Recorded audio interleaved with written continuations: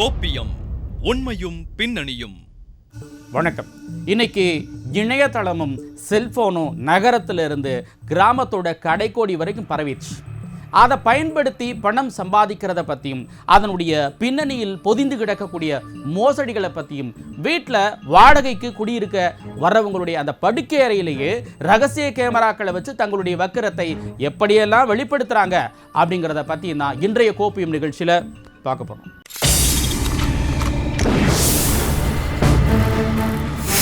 புதிய ரூபத்தில் மீண்டும் சூடு பிடித்த MLM மோசடி.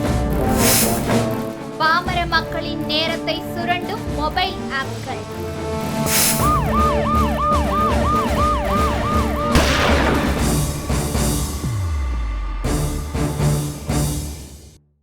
பொதுவாக MLM நிறுவனத்துக்கு எதிராகத்தான் மக்கள் ஏமாந்து பொங்கி எழுவாங்க. ஆனால் கோவையில் MLM நிறுவனத்துக்கு ஆதரவாக தமிழ்நாடு, கேரளா, ஆந்திரா, கர்நாடகா இந்த பகுதிகளில் இருந்து மக்கள் திரண்டு வந்து போராட்டம் நடத்திய பரபரப்பான சம்பவத்தில் இருக்கக்கூடிய உண்மை என்ன, அதனுடைய பின்னணி என்னங்கிறத இப்ப பார்க்கலாம்.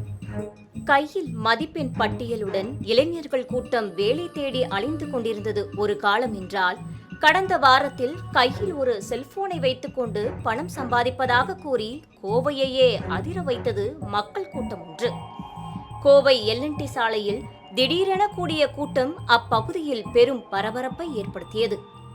போலீசார் உட்பட அங்கிருந்தவர்கள் யாருக்குமே அவர்கள் யார், எதற்காக கூடியிருக்கின்றார்கள் என்ற எந்த தகவலும் தெரியாமல் இருந்துள்ளது. இதனால் கோவை LNT பைபாஸ் சாலையே ஸ்தம்பித்தது. இதனையடுத்து தகவல் அறிந்து வந்த போலீசார் கூட்டத்தை கண்டு திகைத்து போயினர்.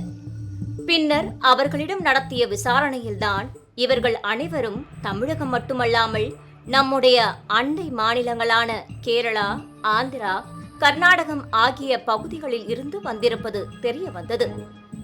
மேலும் மதுரை, கோவை, ஈரோடு ஆகிய நகரங்களில் செயல்பட்டு வரும் சில நிறுவனங்கள் தாங்கள் அனுப்பும் யூடியூப் விளம்பரங்களை பார்த்தால் குறிப்பிட்ட அளவு பணம் தருவதாக கூறி மோசடி செய்து வருவதாக புகார் எழுந்த நிலையில் அது குறித்து போலீசார் வழக்கு பதிவு செய்ததால் அதற்கு எதிராக கோவையில் இயங்கி வரும் MyV3 Ads எனும் நிறுவனத்தை சேர்ந்த பலரும் அந்த நிறுவனத்திற்கு ஆதரவாக திரண்டது தெரிய வந்தது. இதனால் அந்த பகுதியே மக்கள் கூட்டத்தில் ஸ்தம்பித்ததால் அவர்களை கட்டுப்படுத்த முடியாமல் தவித்த போலீசார் எந்தவிதமான அனுமதியும் பெறாமல் இவ்வளவு கூட்டம் கூடியதை குறித்து கேள்வி எழுப்பியதற்கு அதில் பங்கேற்றவர்கள் தாங்கள் நியாயமான வழியில் சம்பாதிப்பதாகவும், நடுத்தர வர்க்கத்தை சேர்ந்த தாங்கள் பெரிய அளவில் சம்பாதிப்பது பிடிக்காத சிலரே இது போன்ற புகார் அளிப்பதாகவும் தெரிவித்தனர். நான் வந்து பார்த்தீங்கன்னா சாதாரண ஒரு டிரைவராக இருந்தேன். மாதம் வந்து பார்த்தீங்கன்னா 7,000 ரூபாய் சம்பளம் இருந்தேன். MyV3 Ads சேர்ந்தவங்க இன்னைக்கு வந்து பார்த்தீங்கன்னா மாதம் வந்து பார்த்தீங்கன்னா ஒரு 54,000 ரூபாய் வாங்கிட்டு இருக்கேன். இன்னைக்கு என்னுடைய வாழ்வாதாரம் வந்து பார்த்தீங்கன்னா நல்லா இருக்கு. சரிங்களா, என்ன மாதிரி பார்த்தா இன்னைக்கு 50 லட்சம் குடும்பங்கள் வந்து பார்த்தோன்னா அந்த வாழ்வாதாரத்தால் பொழைச்சிட்டு இருக்காங்க. இப்படிப்பட்ட ஒரு நல்ல கம்பெனி வந்து பார்த்தோன்னா கம்பெனி கட்டாயப்படுத்தி யாரும் சேர்க்கல. எங்களோட விருப்பத்தினால தான் நாங்கள் சேர்ந்து இன்னைக்கு வந்து நல்லா இருக்கும். ஒரு 50 லட்சம் குடும்பம் இன்னைக்கு இதனால வாழ்ந்துட்டு இருக்கு. எல்லாருமே நல்லா இருக்கும். இது யாரும் ஒரே ஒரு நபர் கூட பாதிக்கப்படல. சரிங்களா, இப்படிப்பட்ட ஒரு கம்பெனி வந்து பார்த்தோன்னா ஒரு பொய்யான கம்பெனி, மோசடி கம்பெனி சொல்லிட்டு வரும். பொதுநல வழக்கு போட்டு கம்பெனி வந்து பார்த்தோன்னா மூட பார்க்குறாங்க. அதனால பார்த்தோன்னா எங்களுக்கு இந்த கம்பெனி வேணும். இந்த கம்பெனி இருந்தால் எங்கள் வாழ்வாதாரம் நல்லா இருக்கு. ப்ராடக்ட் பர்ச்சேஸ் பண்றது மூலியமா வந்து எங்களுக்கு ஒரு வருமானத்தை தராங்க.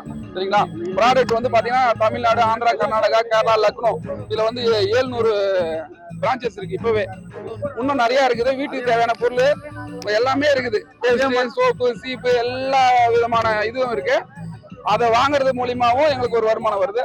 மற்றபடி வேற வந்து எந்த ஒரு இதுல போர்ஜரியும் பண்ணி இல்லை. சரிங்களா, இது இப்போ வந்து இது வந்து கரெக்டா போயிட்டு இருக்கு. தேவையில்லாம வந்து தனிநபர் வந்து ஒருத்தர் கேஸை போட்டு நிறுத்தணும். இவ்வளவு பேரோட மக்களோட வாழ்வாதாரம் கெடுது.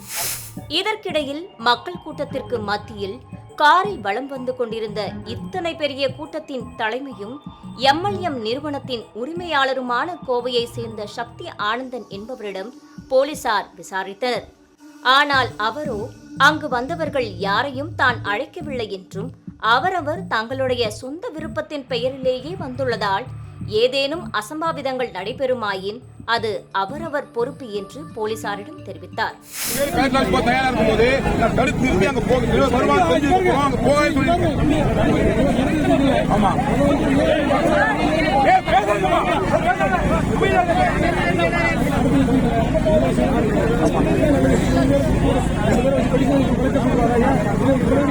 சார் இது அவங்களும் கிளம்பி இருக்காங்க சார்.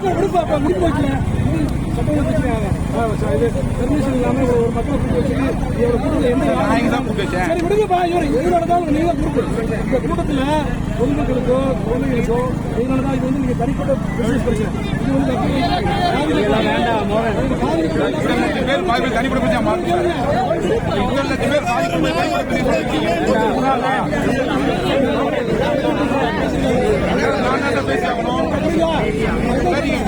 பேசாதீங்க சரிங்களா? நான் நீங்க மேட்டருக்காக பயப்படாத நான் கிடையாது, புரியுதுங்களா? நான் வந்து சார் என்ன பண்ணுங்க சார். ஆனா வந்து நான் இன்னைக்கு வந்தது கூட தெரியுமா? மக்கள் உள்ள காசு வந்திருக்கிற வழியே எனக்கு சம்பந்தமே கிடையாது. நான் வந்திருக்கேன்னா ஒவ்வொருத்தரும் பொறுப்பு, அத்தனை பேரும் பொறுப்பு, அத்தனை பேரும் பொறுப்பு, அத்தனை பேரும் பொறுப்பு. எங்க பிரச்சனை சார்? 50 லட்சம் பேர் சார். 50 லட்சம் வாழ்வாங்க சார்.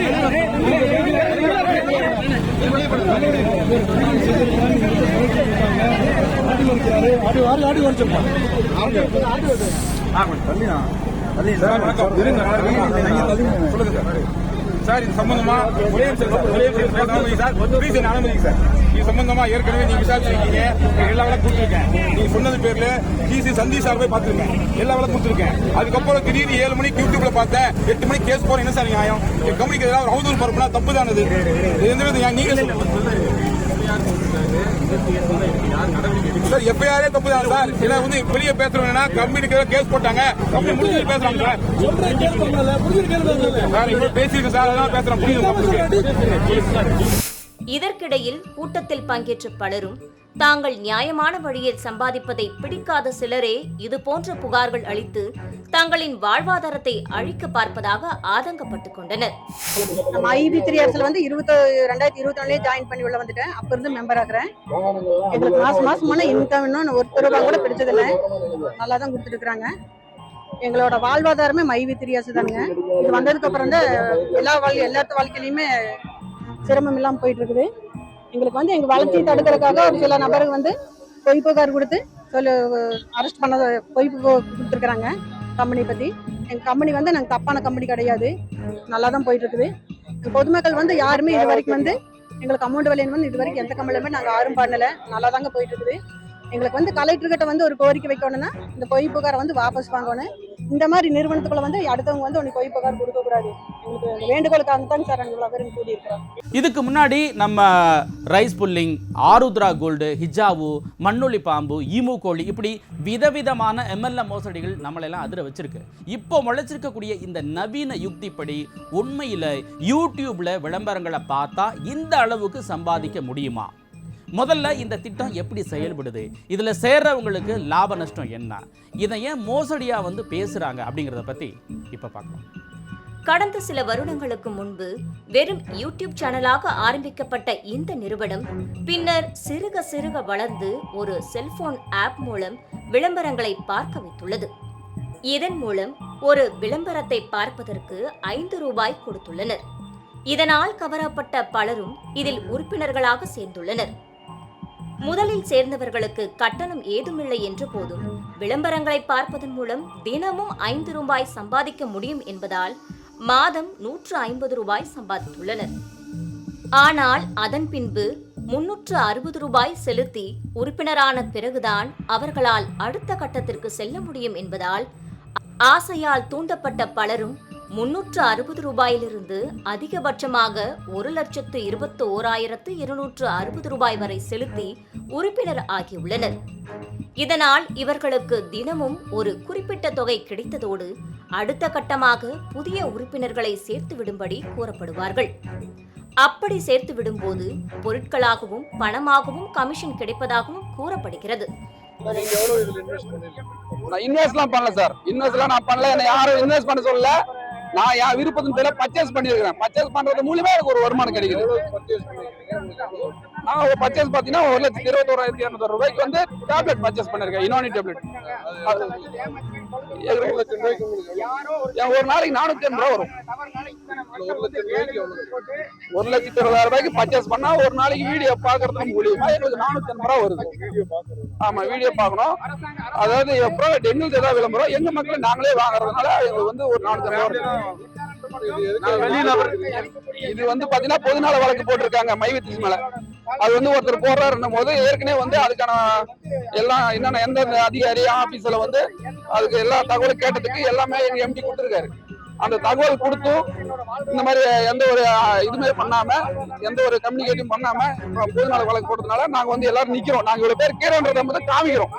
வழக்கு போட்டதுனால உங்களுக்கு ஏதாவது இப்போ வழக்கு பாதிப்பு ஏற்பட்டது? உங்களுக்கு பாதிப்பு ஏற்படுது. இப்ப நின்றுட்டா எங்களுக்கு எல்லாரும் வாழ்வாதார போச்சுங்க. நாங்க இவ்வளவு பேர் இருக்கிறோம், 50 லட்சம் பேர் இருக்கிறோம். அதுல 50 லட்சம் பேரோட வாழ்க்கை வந்து இன்னைக்கு வந்து ஒரு இட்லி கடை வச்சிருந்தவன், ஒரு செருப்பு தைச்சிருந்தவன், ஒரு கூலி வேலை செஞ்ச மேஸ்திரி வேலை செஞ்சவன், இன்னைக்கு எல்லாருமே வந்து ஒரு நல்லா குளிச்சுட்டு துணி போட்டு ஒரு கோட் சூட் போட்டு வர அளவுக்கு இந்த மைவித்திரி நிறுவனம் வந்து எங்களை பார்த்துருக்குது.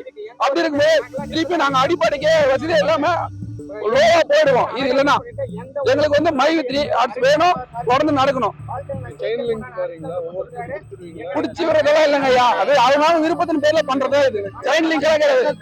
இங்க யாரையும் கட்டாயப்படுறது, யாரும் சேரது கிடையாது. ஆமா, எங்களுடைய ஃபேமிலியை நாங்க ரெஃபர் பண்றோம் சார், அதனால வருமானம் வருது. மற்றபடி வேற ஒண்ணும் இல்ல. அதாவது சார், இது வாழை வைத்து வாழ்தான். இப்ப நான் வாழ்றேன், நீ வாழ்ற. இப்ப நான் வாழ்றேன், எங்க அக்கா, எங்க அண்ணன், தம்பி எல்லாரும் சொன்னேன், அவங்களுக்கு நல்ல ஒரு வாய்ப்பு கிடைச்சது. அவர் முத்துன்னு சொல்லிட்டு போட்டிருக்காரு சார், முத்து எஸ்ஐ அவர் போட்டிருக்காருன்னு நினைக்கிறேன். ஆமா, பாட்டாளி மக்கள் கிடைச்சத போட்டிருக்காரு. அதை பற்றி அதை வந்து கேஸ் எழுதினவர் வந்து முத்துன்றவர் போட்டிருக்காரு, எழுதியிருக்காரு. ஆகவே இதுவும் MLM எனப்படும் மல்டி லெவல் மார்க்கெட்டிங் பாணிதான் என்பதால் புதிய உறுப்பினர்கள் சேரும்போது அவர்கள் செலுத்திய கட்டணமே திரும்ப அவருக்கு வழங்கப்படுகிறது. ஒருவேளை புதிய உறுப்பினர் சேர்க்கை தடைபடுமானால் இவர்களுடைய வருமானம் தடைபடும் என்பதால் நம் கண்முன்னால் நாம் அறிந்து நடக்கும் மிகப்பெரிய மோசடியாக இருக்கும் என்பதில் சந்தேகமில்லை என்பதே பலரின் கணிப்பாக இருக்கின்றது. மேலும் தற்போது இதுபோன்ற மல்டி லெவல் மார்க்கெட்டிங், பரிசு சீட்டுகள், பண சுழற்சி திட்டங்கள் மற்றும் இந்திய ரிசர்வ் வங்கியால் பதிவு செய்யப்படாமல் பொதுமக்களிடமிருந்து வைப்பு நிதியை பெறுவதையும் அரசு தடை செய்துள்ளது. இதுபோன்ற திட்டங்களுக்கு பணத்தை பெறுபவர்கள் தாங்கள் பெறக்கூடிய பணத்திற்கு இணையாக சில பொருட்களை தருவதாக சொல்கிறார்கள். அதன்படி யூடியூப் விளம்பர திட்டத்தில் இணைபவர்களுக்கு ஆயுர்வேத அழகு சாதன பொருட்களும் மாத்திரைகளும் தரப்படுவதாக கூறப்படுகிறது. ஆனால் இவற்றை வைத்து என்ன செய்வது என்பது கேள்விக்குறி. நம்ம கண்ணுக்கு முன்னாடி பல மோசடிகளை நம்ம பார்க்குறோம். பார்த்தும் கூட இந்த திட்டத்தின் ஆதரவாளர்களை பொறுத்த வரைக்கும் மாதம் யாருக்கும் எந்த பாதிப்பும் இல்லாமல் பணம் ஈஸியாக வருது. அப்படி இருக்கும்போது ஏங்க இதை தடுக்கணும் அப்படின்னு கேள்வி கேட்குறாங்க. ஆனால் ஆரம்பம் முதல் இருக்கக்கூடிய பலருக்கும் அதிகமான கமிஷன் கிடைக்கிறதுனால தற்போதைய நிலையில் சேரவங்களுடைய நிலைமை பற்றி அவங்க கவலைப்படுறதில்லை. இதுதான் உண்மை. கோப்பியம், உண்மையும் பின்னணியும்.